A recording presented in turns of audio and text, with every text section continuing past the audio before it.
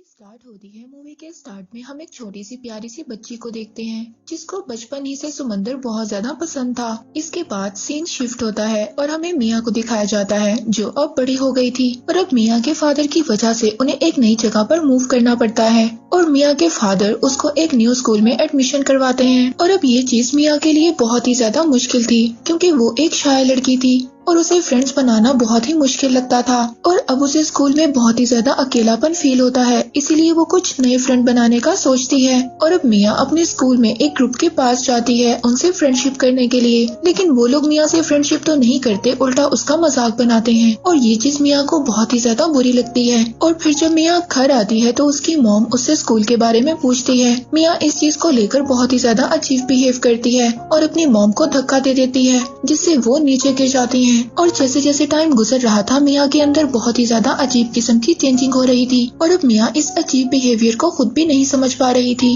और इसी तरह एक रात वो किचन में जाती है और पानी में बहुत ज्यादा नमक मिलाकर पी जाती है और ये बात काफी अजीब थी। और फिर अगले दिन मिया फिर से स्कूल जाकर उस ग्रुप से बात करने की कोशिश करती है और अब उस ग्रुप की लीडर जियाना आ जाती है और मिया को अपने साथ घर ले जाने का कहती है और मिया भी जियाना की बात को मान लेती है और उसके साथ उसके घर चली जाती है। और अब जियाना के घर जाकर सभी लड़कियां अजीब सी बातें करने लगती हैं और ये सब बातें मिया के लिए बहुत ही ज्यादा नई थी, लेकिन अब उसे भी इन चीजों की आदत हो गई थी। और अब जियाना उनके साथ एक अजीब सी गेम खेलने के लिए कहती है जिसमें वो अपने फ्रेंड्स को उसका गला दबाने के लिए कहती है, लेकिन उसकी कोई भी फ्रेंड इस बात को नहीं मानती।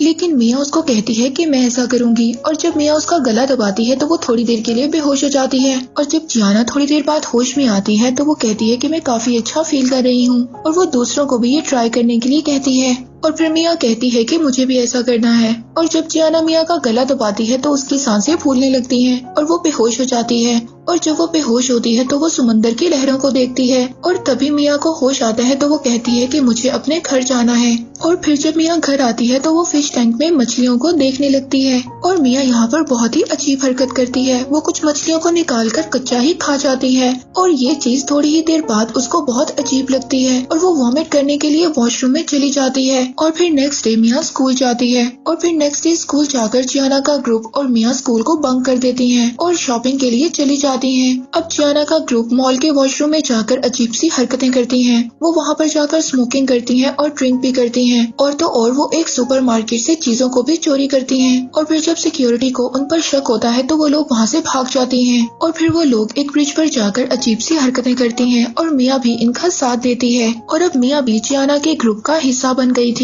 और फिर एक दिन मिया शावर लेते हुए इस बात को नोटिस करती है कि उसके पाँव की दोनों उंगलियां जुड़ गई थी और मिया इस चीज को देखकर बहुत ज्यादा घबरा जाती है। तभी मिया की मॉम आकर फिश टैंक में मिसिंग मछलियों के बारे में उससे पूछती है, लेकिन मिया अपनी मॉम से बिल्कुल झूठ बोल देती है। वो कहती है कि उसे इस चीज के बारे में कुछ भी नहीं पता, लेकिन मिया की मॉम उसको कहती है कि घर में सिर्फ तुम ही थी और तुम्हें इस चीज के बारे में पता होना चाहिए। इस चीज पर मिया की मॉम उसको स्लैप भी करती है जिसकी वजह से मिया बहुत ही ज्यादा अपसेट हो जाती है और अपनी बॉडी में होने वाली चेंजिंग्स का अपनी मॉम को भी नहीं बताती। और फिर मिया स्कूल बंक कर खुद ही एक डॉक्टर के पास चेकअप के लिए जाती है। डॉक्टर उसको बताती है कि तुम्हें परेशान होने की जरूरत नहीं है, ये एक बर्थ मार्क है। और डॉक्टर मिया को कहती है कि ये छोटी सी सर्जरी से ठीक हो जाएगा, लेकिन मिया डॉक्टर को बताती है कि ये कोई बर्थ मार्क नहीं है, ये मेरे साथ कल ही हुआ है। और फिर जब डॉक्टर सर्जरी की तैयारी करती है तो मिया वहाँ से उठकर वापस आ जाती है क्योंकि मिया ये नहीं चाहती थी कि इस चीज के बारे में सब लोगों को पता चल जाए। और फिर मिया खुद ही से एक दिन सुपरमार्केट जाकर वहाँ से सीजर खरीदती है और एक बैंडेज लेती है और खुद ही से उस सीजर से अपनी फिंगर्स को अलग कर देती है और बैंडेज कर लेती है। अब इन चीजों के बाद मिया को अपने पेरेंट्स पर शक हो रहा था कि शायद वो इनकी कोई एडॉप्टेड डॉटर है और अब इन मुश्किलात का सामना मिया को खुद ही अकेले करना पड़ रहा था।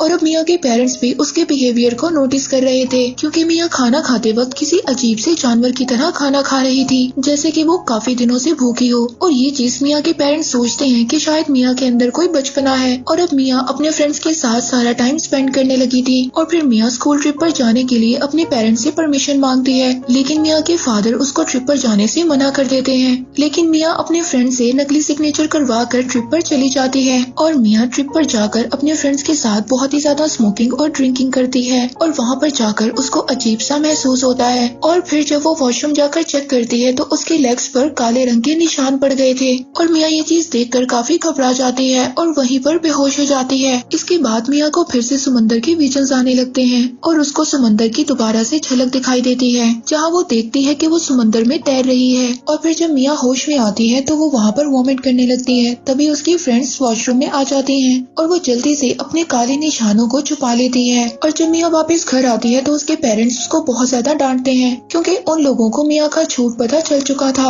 और फिर मिया अपने रूम में जाकर कपड़े उतार कर जमीन पर ही सो जाती है। और फिर जब मिया सुबह जागती है तो वो देखती है कि उसकी लेग्स पर से मछली जैसी स्किन उतर रही है। मिया उस मछली की स्किन को छुपा देती है और स्कूल के लिए निकल जाती है। और स्कूल में एक टीचर मछली पर कुछ टेस्ट कर रही थी और मिया को उस मछली की स्मेल बहुत ही ज्यादा अट्रैक्ट कर रही थी। तभी जब सब बच्चे और टीचर वहाँ से चले जाते हैं तो मिया उस मछली को उठाकर कच्चा ही खा जाती है। इसी दौरान क्लास की एक लड़की उसको ऐसा करते हुए देख लेती है और फिर मिया उस लड़की को धमकी देती है कि अगर तुमने ये बात किसी को बताई तो मैं तुम्हें जान से मार दूंगी। और अब मिया के साथ आहिस्ता आहिस्ता सिचुएशन खराब हो रही थी और मिया को इस बात की खुद ही समझ नहीं आ रही थी और वो इस चीज के बारे में किसी को भी नहीं बता सकती थी और अपनी बॉडी में होने वाली चेंजिंग्स को कंट्रोल भी नहीं कर सकती थी। जब एक दिन मिया के पेरेंट्स घर से बाहर जाते हैं तो मिया भी तैयार होकर एक लेक पार्टी में चली जाती है जहाँ पर उसके फ्रेंड्स ड्रिंक कर पानी में खेल रहे थे और मिया वहाँ पर बहुत ही ज्यादा ड्रिंक कर लेती है और अपनी लाइफ के बारे में सोचते हुए जमीन पर ही लेट जाती है। और फिर उसको थोड़ी ही देर बाद हेल्प मी की आवाजें सुनाई देती हैं क्योंकि जियाना ने बहुत ही ज्यादा ड्रिंक कर ली थी और वो पानी में गिर गई थी। और मिया तभी उठकर पानी में कूद जाती है और जियाना को बचा लेती है। और जियाना यहाँ पर फर्स्ट टाइम मिया को अपनी फ्रेंड समझती है। और फिर मिया घर आ जाती है। मिया घर आकर अपनी बॉडी पर अजीब से निशानों को देखती है जो कि एक मछली के गिल्स की तरह बन गए थे और उसकी लेग्स भी बिल्कुल काली हो गई थी। अब मिया बहुत ज्यादा ये देखकर रोने लगती है। इसके बाद जियाना मिया के घर आती है और वो उसकी ऐसी हालत देखकर बहुत ज्यादा डर जाती है। मिया रोने लगती है और जियाना को वहाँ से जाने के लिए कहती है। अब मिया की हालत काफी ज्यादा खराब हो गई थी और यहाँ तक वो सही से चल भी नहीं पा रही थी और अब मिया से ये सब कुछ बर्दाश्त नहीं हो रहा था। वो हाथ काट कर सुसाइड करने की कोशिश करती है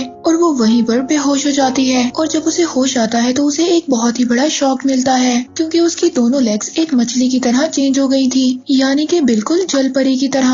और अब मिया बहुत मुश्किल से क्रोलिंग करते हुए बाथ टब में चली जाती है और उस टब को बहुत ज्यादा पानी के साथ भर लेती है। इसके बाद उसको काफी सुकून मिलता है और वो बहुत ज्यादा रिलैक्स हो जाती है, जैसे उसकी सारी पेन अब जा चुकी हो और वो खुद को और ज्यादा तकलीफ देना नहीं चाहती थी और वो अपने आप को एज अ जल परी एक्सेप्ट कर लेती है। इसके बाद वो कॉल कर जियाना अपनी फ्रेंड को घर पर बुलाती है और जब जियाना घर आती है तो वो इसकी ये हालत देखकर बहुत ज्यादा शॉक्ड हो जाती है। इसके बाद जियाना मिया को खींचकर अपनी गाड़ी तक ले आती है और उसे बीच पर ले जाने लगती है। और अब वहाँ पर पहुंचकर मिया लास्ट टाइम अपनी मदर को कॉल करती है और उनको कहती है कि मैं आपको बहुत मिस कर रही हूँ और उनसे सॉरी बोलती है। तो जियाना मिया से पूछती है कि क्या तुम्हें डर नहीं लग रहा। मिया जियाना को जवाब देती है कि मुझे अब किसी चीज का भी कोई डर नहीं है क्योंकि यही मेरी किस्मत है और समंदर मेरा घर है। इसके बाद मिया जियाना को एक गुड बाय हग करती है और उसको ना दुखी होने के लिए कहती है और फिर मिया क्रोलिंग करते हुए समंदर की गहराइयों में चली जाती है और वो समंदर में तैरते हुए पूरी तरह से एक जल परी में बदल जाती है। आखिरकार उसे इतनी तकलीफ बर्दाश्त करने के बाद उसको एक अपना घर मिल गया था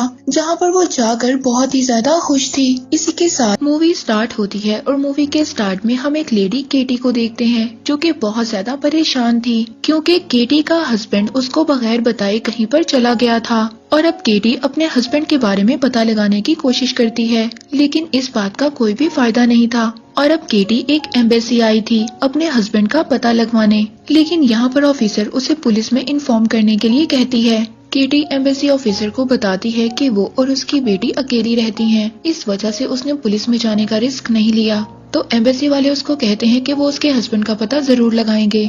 दरअसल केटी एम्बेसी इसलिए आई थी क्योंकि वो 1 महीने के बाद अपने हस्बैंड के साथ स्पेन मूव करने वाली थी, लेकिन फिर उसका हस्बैंड अचानक ही गायब हो गया। अब केटी इस बात को समझ रही थी कि शायद उसका हस्बैंड अपनी जिम्मेदारियां छोड़कर अकेला चला गया है। और अब कुछ मंथ्स गुजर गए थे लेकिन केटी के हस्बैंड की कोई भी खबर नहीं आती।